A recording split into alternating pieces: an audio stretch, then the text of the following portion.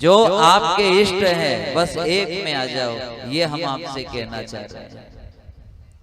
सूत जी महाराज दर्शन करा रहे कि संसार में जितने भी नर नारी है, ये जब तक एक में नहीं आवेंगे तब तक परमात्मा के द्वार नहीं पहुंच सकते।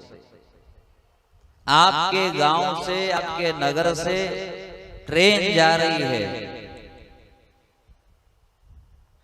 तो एक बोगी में एक सीट में बैठ के ही जाना पड़ेगा। आप सोचो कि मैं पूरी ट्रेन या फिर दो बस जा रही है आपके नगर से, आपके आलोट से, और आप कह दो कि दोनों बस पे पांव रख के चला जाऊं, तो ऐसा नहीं होगा। एक बस में और एक सीट में ही बैठना पड़ेगा। एक को साथ लो तो आपकी एक काया रूपी मोटर भगवान के उस वैकुंठ के द्वार पर पहुंच जाएगी। अब अपन क्या है, अपन अलग अलग के चक्कर में है। यही तो परमात्मा की माया है, हम भटक गए। जैसे कथा कैसे समझ में आए, व्यक्ति कैसे भटकता है। देखो, व्यक्ति के ऊपर जब संकट आता है, बहुत व्यक्ति कहते अरे ये तो इतना बदल गया, ये तो इतना बदल गया, ये तो इतना बदल गया। अरे व्यक्ति के जीवन में संकट आता है तो वो भगवान बदल लेता है, और आप कह रहे कि ये बदल गया। तो भगवान बदल दे, धर्म बदल दे, तो उसको बदलने में क्या समय लगेगा?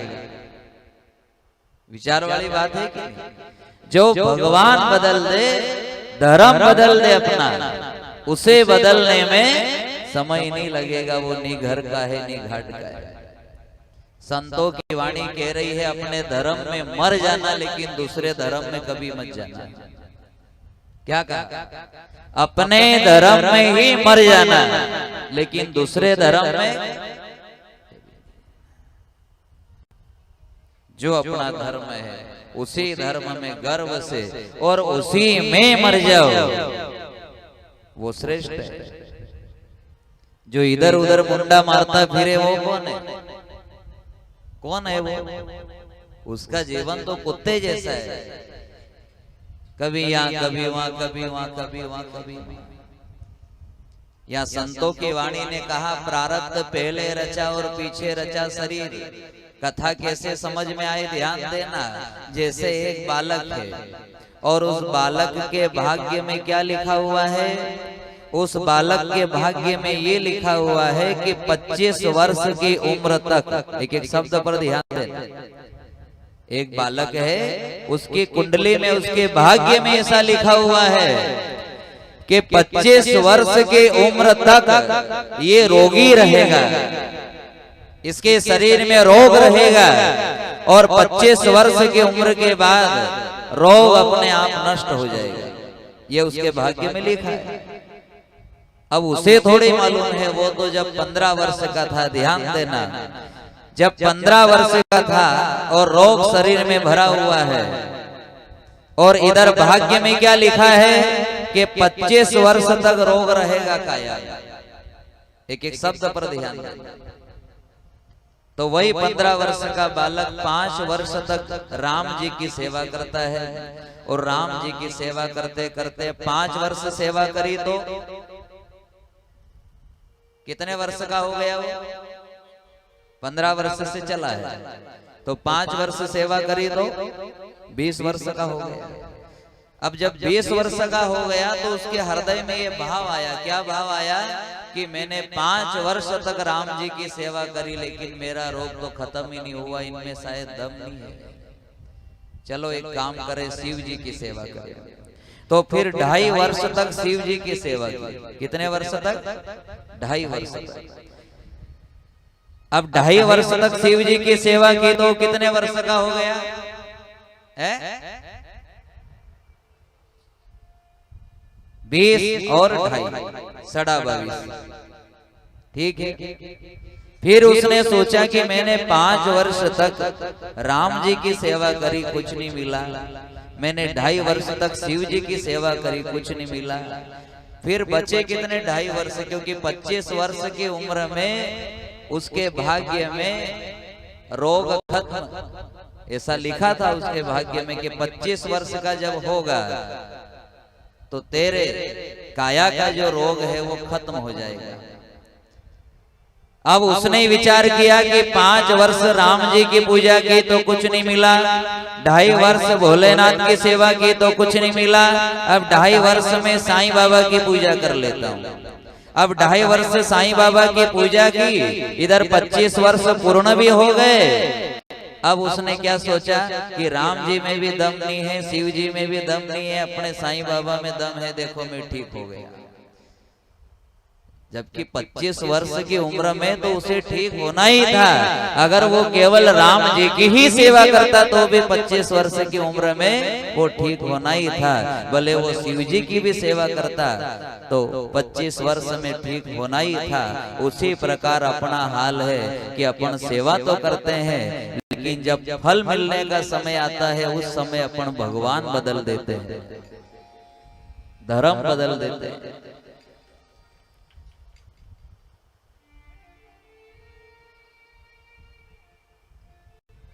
हमारा जन्म भी एकदम से थोड़ी हो गया, 9 महीने तक मां के गर्भ में रहे।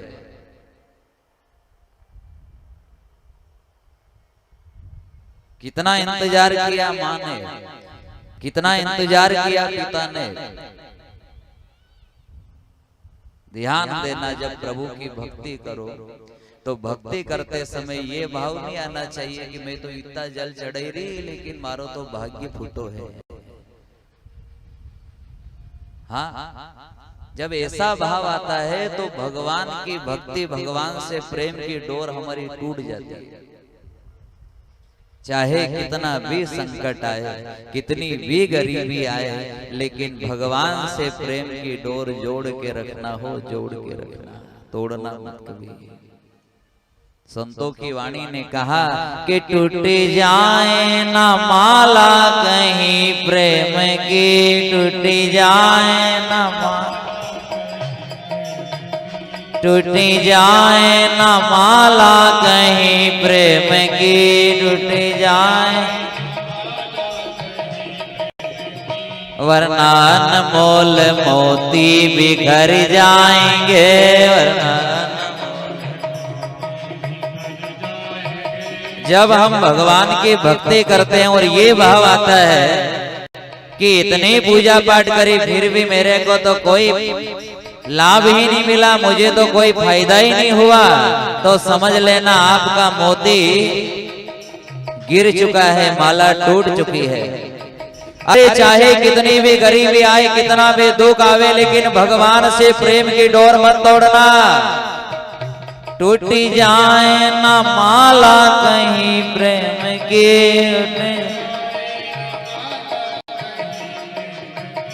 टूटी जाए ना माला कहीं प्रेम की, वरना अनमोल मोती बिखर जाएंगे, वरना अनमोल मोती बिखर जाएंगे, वरना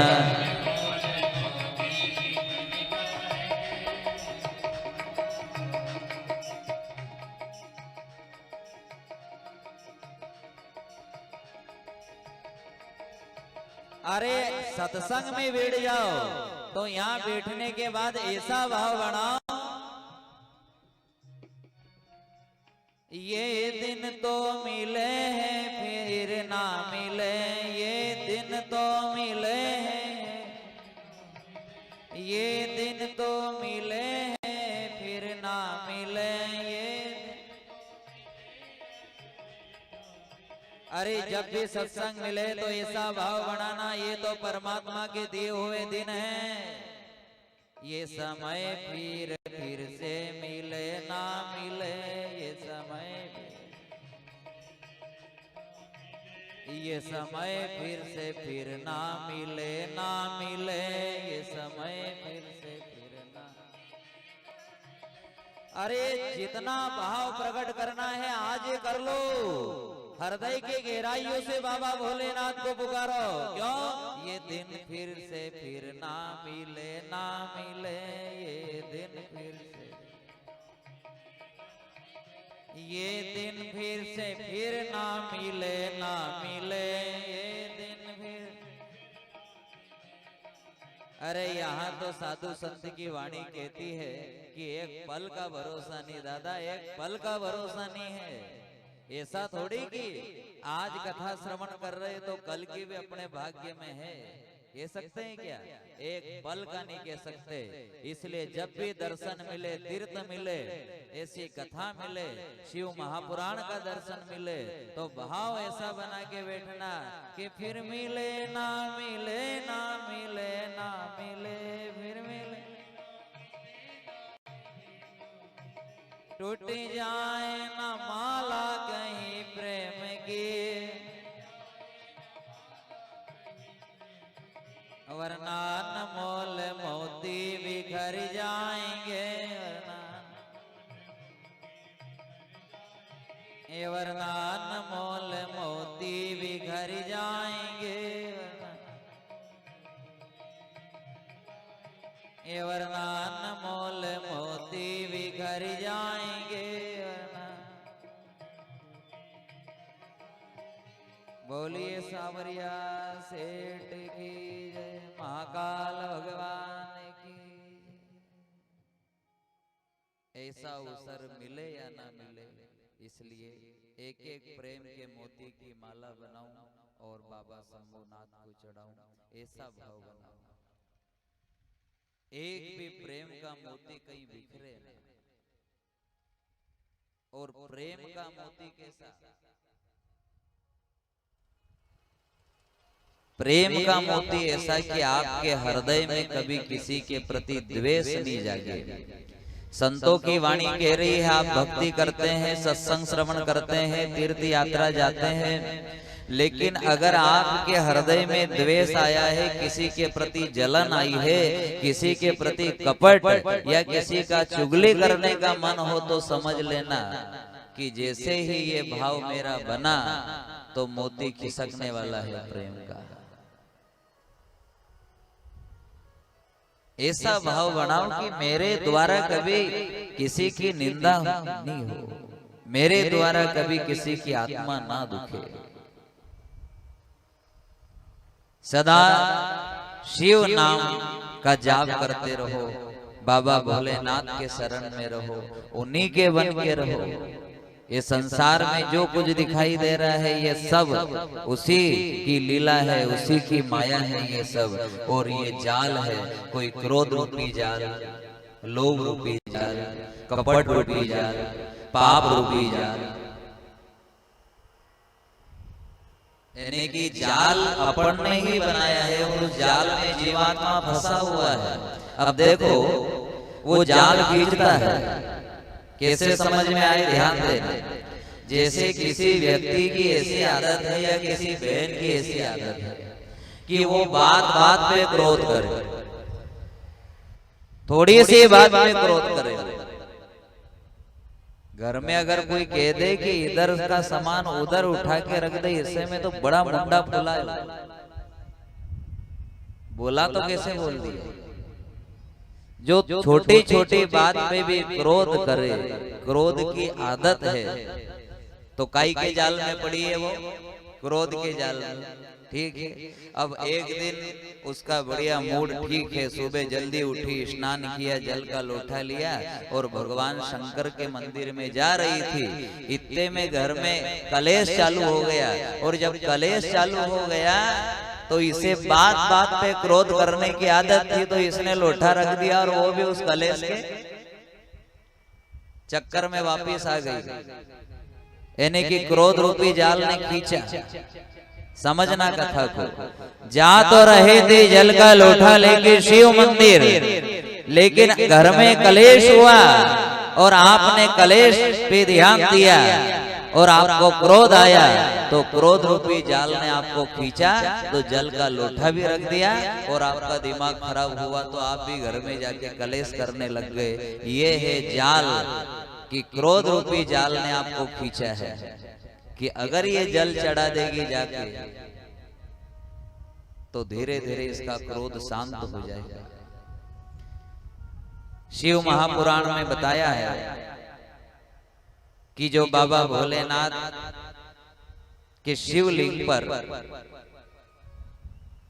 कोई स्वार्थ नहीं, कोई कामना नहीं, कोई इच्छा नहीं, सब कामनाओं को त्याग करके जो भगवान शिव पे जल चढ़ाता है उसका मन शीतल रहता है, शीतल एकदम चंद्रमा की तरह ठंडा, उसे कभी क्रोध नहीं आएगा। अगर शिव जी पे जल चढ़ाने के बाद भी क्रोध आ रहा है तो इसका मतलब यह है कि आपने शिव जी से व्यापार करना चालू कर दिया है। जल तो चढ़ा रहे हो लेकिन कुछ मांग कर भी आए हो, यानी कि आप शिव जी के भक्त नहीं है, आप व्यापारी हैं। कौन कौन है व्यापारी यहाँ? शिव जी को जल तो चढ़ाए लेकिन व्यापारी बन के गए हो शिव जी के द्वार पर। हे भगवान मुझे ये मिल जाए, हे भगवान मुझे ये मिल जाए, और व्यापारी बन के जाओगे तो कृपा नहीं बरसेगी। शिव के द्वार पे व्यापारी बन के नहीं, शिव के द्वार पर सरल भक्त बन के जाओ। संसार की कोई कामना अपने अंदर नहीं होना चाहिए। शिव जी पे जल चढ़ाते समय अपने आप में आनंद में डूबे रहो, ये मेरा सौभाग्य है। आज हरि की बड़ी कृपा बरसी है। कोई कामना का बीज आपके अंदर नहीं होना चाहिए। अगर कामना का बीज आपके अंदर अंकुरित है, और देखो इसीलिए तो कलयुग में ज्ञान सोया हुआ है, वैराग्य सोया हुआ है, भक्ति बड़ी है। लेकिन भक्ति तो बढ़ रही है, लेकिन सब भक्ति के पीछे कामना भी बढ़ रही है।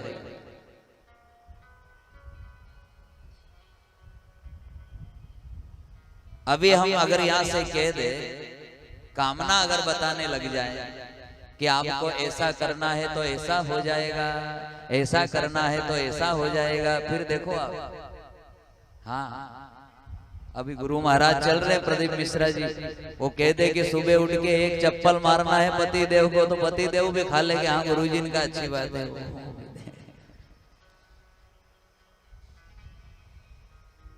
और ध्यान देना, एक बात आपको भले कड़वी लगे, लेकिन जो गुरु आपके अंदर संसार की कामना का बीज बो देता है,